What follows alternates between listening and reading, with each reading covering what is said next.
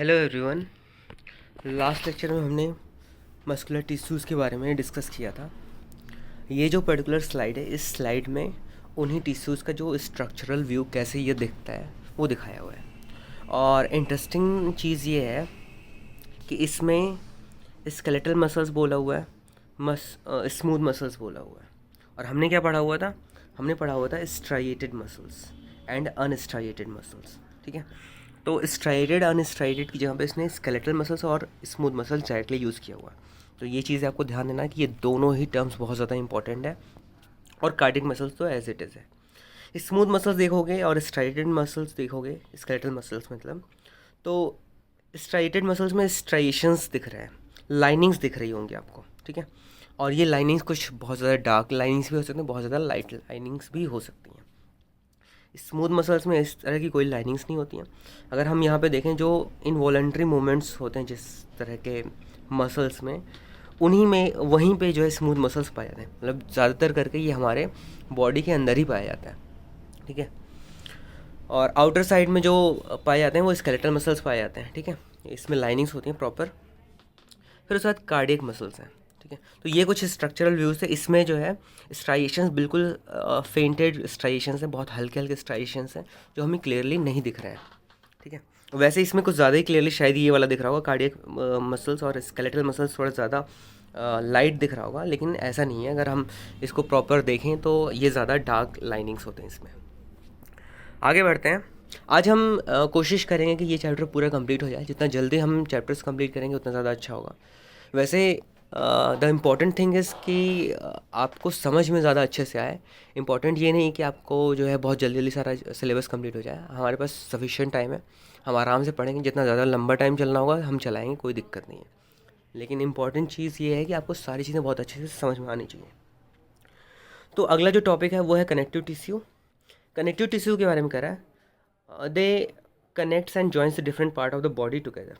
तो अलग अलग पार्ट होते हैं जो हमारे बॉडी के, उनको कनेक्ट करने में मदद करते हैं। ठीक है, the cells of the connective tissues are loosely packed and the space between the cells are filled with the jelly like matrix. तो cells of the connective tissues are loosely packed, काफ़ी loosely packed होते हैं। इनके बीच में space बहुत ज़्यादा होता है। और स्पेस किस चीज़ से भरता है? जेली लाइक कुछ स्ट्रक्चर होता है। जेली लाइक मैट्रिक्स मतलब जाल एक तरीके का होता है, जेली लाइक। ठीक है, उसकी वजह से ये जो स्पेसेस होते हैं सेल्स के बीच में वो भर जाते हैं। तो सबसे पहला जो टाइप का टिश्यू है कनेक्टिव टिश्यू, वो है ब्लड। ब्लड के बारे में कह रहा है, blood contains a fluid matrix called plasma which contains red blood cells, white blood cells and platelets. तो जो प्लाज्मा होता है, प्लाज्मा के अंदर सारी की सारी तीनों तरह के ब्लड पाए जाते हैं। आरबीसी हुआ, डब्ल्यूबीसी हुआ और प्लेटलेट्स, तीनों ही। ठीक है, फ्लूइड मैट्रिक्स होता है। ठीक है, और मतलब ब्लड में बेसिकली प्लाज्मा ही होता है। और प्लाज्मा के ये पार्ट्स होते हैं अलग, ये तीन अलग अलग तरीके के ब्लड होते हैं, डब्ल्यूबीसी, आरबीसी और प्लेटलेट्स। तीनों ही बहुत ज़्यादा इंपॉर्टेंट रोल प्ले करते हैं, सबका अलग अलग पार्ट है। Blood transports gases, digested food, hormones, waste materials etcetera. तो क्या क्या ब्लड ट्रांसपोर्ट करता है? गैसेस को ट्रांसपोर्ट करने में हेल्प करता है। डाइजेस्टेड फूड का जो जब फूड ब्रेक डाउन होता है उसके बाद जो अलग अलग न्यूट्रिएंट्स मिलते हैं, वो न्यूट्रिएंट्स को जिस जगह पे पहुंचाना होता है वहाँ पे पहुंचाने में कौन हेल्प करता है? ब्लड। ठीक है, फिर हार्मोन्स को भी जो टारगेट साइट्स हैं वहाँ पे पहुँचाने में मदद करता है। टारगेट साइट्स मतलब अगर ग्रोथ हार्मोन है तो जहाँ जहाँ बॉडी के जिस जिस पार्ट में ग्रोथ होनी है, ठीक है, उस पार्ट में पहुँचा देता है हार्मोन्स को। हार्मोन्स को उस पार्ट में पहुँचाएगा तो वो पार्ट में ग्रोथ होती है। ठीक है, वेस्ट मटेरियल्स को भी एक्सक्रीट करने में हेल्प करता है ब्लड। ठीक है, तो ये चीज़ें आपको याद रखनी है, ब्लड के फंक्शंस आपको पता होने चाहिए। फिर अगला टॉपिक आता है bone. Bone is a hard and strong tissue. It consists of cells which are embedded in a hard matrix containing calcium and phosphorus compounds. तो blood is a hard and strong tissue. ये थोड़ा सा काफ़ी ज़्यादा hard होता है, obviously हमें bones के बारे में पता है। It consist of cells which are embedded in hard matrix. ये जो सेल्स होते हैं वो एम्बेडेड होते हैं hard matrix containing calcium and phosphorus compound. हमें पता है कि जो बोन्स होते हैं वो मैक्सिमम कैल्शियम से मिलकर बना होता है, तभी हमें बोला जाता है कि कैल्शियम हमें कैल्शियम का इनटेक जो होना चाहिए हमारे बॉडी में प्रॉपर होना चाहिए, तभी हमारे बोन्स ज़्यादा स्ट्रांग होंगे। Bones form the framework of the body and supports the body and the main organs. Bones जो है बॉडी का फ्रेमवर्क तैयार करते हैं and supports the body and the main organs, और ये बॉडी को सपोर्ट करता है और बॉडी के मेन ऑर्गन्स को भी सपोर्ट करता है। ठीक है, फिर उसके बाद आता है ligaments. They are flexible tissues which joins bones together and helps in movements. Ligaments जो होते हैं ये फ्लेक्सिबल टिश्यूज होते हैं, और ये जहाँ पे बोन्स जॉइन हो रहे होते हैं, मतलब जो भी जंक्शंस होते हैं बोन्स के, वहाँ पे ये लिगामेंट्स पाए जाते हैं। ये बोन्स को कनेक्ट करने में हेल्प करते हैं। ठीक है, और वो चूँकि दो बोन्स के बीच में अगर लिगामेंट्स ना हो तो मोमेंट जो है वो स्मूथ नहीं होगा, और उसकी वजह से वहाँ पे फ्रिक्शन ज़्यादा होगा। तो फ्रिक्शन नहीं हो, स्मूथ मोमेंट हो, उसके लिए रिस्पॉन्सिबल लिगामेंट्स होते हैं। फिर टेंडन्स जो लिगामेंट्स के आसपास में ही होते हैं, they are fibrous tissues which joins muscles to bones and help in the movement. ये जो है टेंडन्स जो हैं वो मसल को बोन से कनेक्ट करता है। जो लिगामेंट्स हैं वो बोन्स को बोन से कनेक्ट करता है, और टेंडन्स जो हैं वो मसल्स को बोन से कनेक्ट करता है। एरियोलर टिश्यू, एरियोलर मतलब ये अपने आप से थोड़ा समझ में आता है कि इसमें एयर से रिलेटेड कुछ होगा। Fills the space between the skin and muscles inside the organs around blood vessels etcetera. It helps to repair the tissue. तो बेसिकली जो भी स्पेस बचेंगे स्किन और मसल्स में, जहाँ जहाँ पे खाली स्पेस होगा वहाँ पे एरियोलर टिश्यूज़ होते हैं। और ये कहाँ कहाँ पे हो सकते हैं? स्किन में, मसल्स में, इनसाइड द ऑर्गन्स में, और अराउंड ब्लड वेसल्स। बेसिकली जहाँ पे भी हमें खाली स्पेस मिलेगा वहाँ पे एरियोलर टिश्यूज़ जो है उस स्पेस को फिल करते हैं। इसीलिए जो है वो जैसे एयर जहाँ पे भी खाली स्पेस होता है उसको भर देता है, वैसे एरियोलर टिश्यूज़ भी जो भी खाली स्पेस होता है उसको भर देता है। फिर आता है adipose tissue. It is found below the skin and between the internal organs. तो अगर हमें पता हो तो हमारे स्किन के जस्ट नीचे पूरा का पूरा फैट होता है। जितना ज़्यादा आपके स्किन के नीचे का लेयर जितना ज़्यादा मोटा होगा, इसका मतलब ये हुआ कि उतना ही ज़्यादा आपके बॉडी में फ़ैट इकट्ठा है। और इंटरेस्टिंग फैक्ट ये है कि एडिपोज टिश्यूज़ जो होते हैं वो हमारे बॉडी वेट का ऑलमोस्ट 10 to 20% कवर करते हैं। मतलब अगर हमारी बॉडी का वेट अगर 100 किलो है तो 10 से 20 किलो तो सिर्फ और सिर्फ एडिपोज टिश्यू ही कवर करते हैं। ठीक है, it contains fats and helps to store fats. जो एडिपोज टिश्यूज़ होते हैं ये ऑब्वियसली फैट कंटेन करते हैं और फैट को स्टोर करने में भी हेल्प करते हैं। अब फैट्स हमारे बॉडी के लिए क्यों इंपॉर्टेंट है? ये हमारे बॉडी को जब हमें सफिशेंट एनर्जी चाहिए होता है तो वो फैट से हमें मिल पाता है। वो स्टोर्ड एनर्जी होता है, जब हमें ज़रूरत पड़ती है तब उसका यूज़ हो जाता है।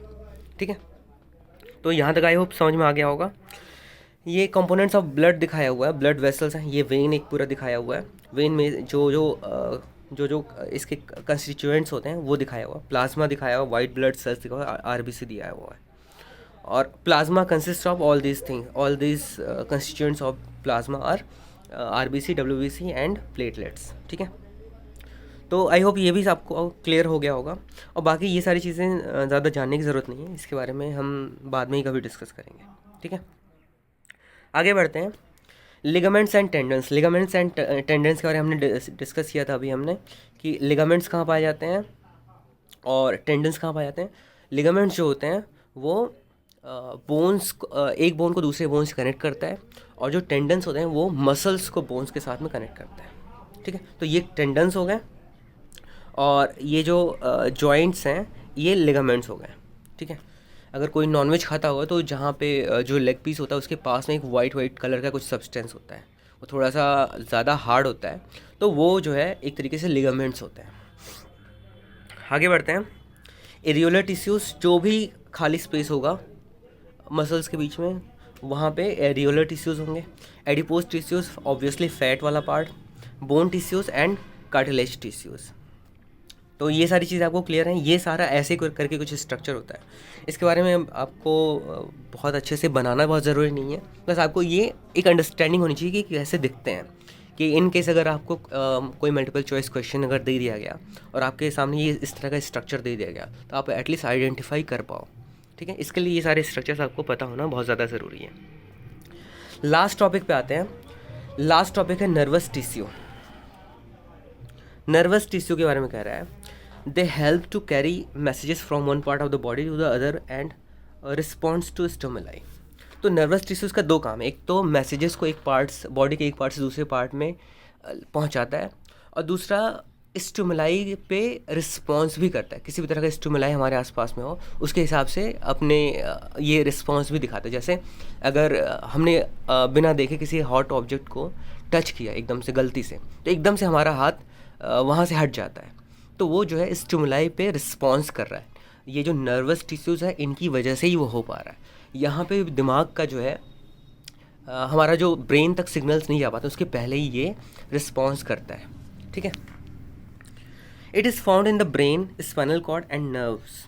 तो जो नर्वस सिस्टम है वो ये तीन चीज़ों से मिलकर बना होता है, brain, spinal cord and nerves से। तो जो नर्व्स होते हैं वहाँ पे नर्वस टिश्यूज़ जो है इन्वॉल्व होते हैं। It consist of the nervous cells called neurons. तो हमने ये पढ़ा था, न्यूरॉन्स जो है न्यूरॉन्स से रिस्पॉन्सिबल होते हैं जो है जो भी डिफरेंट मैसेजेस हैं उनको एक जगह से दूसरी जगह पे कैरी करने के लिए, और दूसरा स्टिमुलाई पे भी रिस्पॉन्स ये देते हैं अपना। फिर उसके बाद न्यूरॉन्स बेसिकली नर्व सेल्स होते हैं, has a cell body containing a nucleus and cytoplasm. तो न्यूक्लियस साइटोप्लाज्म तो होता ही है सेल्स में।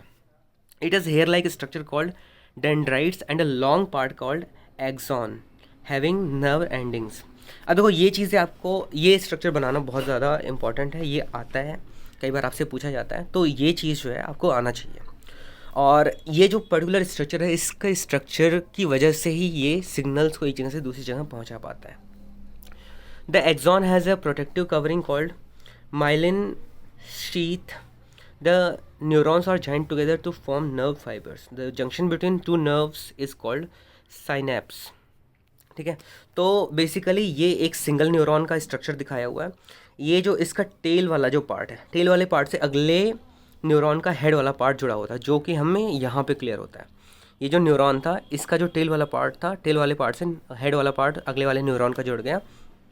तो यहाँ से अगर सिग्नल स्टार्ट हुआ होगा तो इसी के थ्रू जो है अगले नर्व से होते हुए जहाँ पे पहुँचाना, जहाँ पे टारगेट साइट है वहाँ पे सिग्नल को पहुँचा देगा। ठीक है, तो ये जो है ये पूरा स्ट्रक्चर है।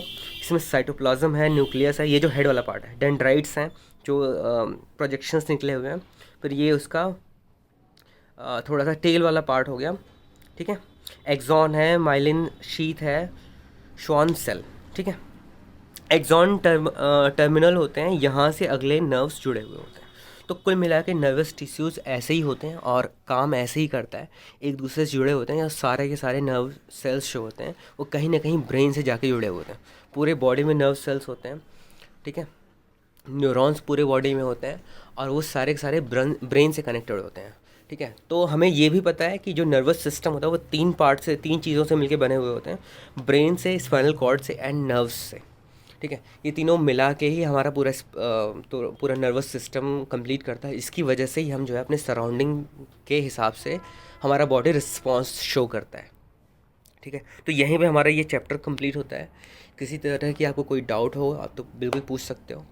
आपको नोट्स तो बनाने ही हैं, साथ में एक्सरसाइज भी कंप्लीट करना है। और आज अगर आप एक्सरसाइज नहीं भी दिखाओ तो चलेगा, लेकिन नेक्स्ट लेक्चर में जब हम मिलेंगे अगले चैप्टर के साथ में तो वहाँ पे एक्सरसाइज भी आपको शो करना है। ठीक है, तो ऑन दैट नोट यहीं पे ख़त्म करते हैं, बाकी हम नेक्स्ट लेक्चर में मिलते हैं। Thank you.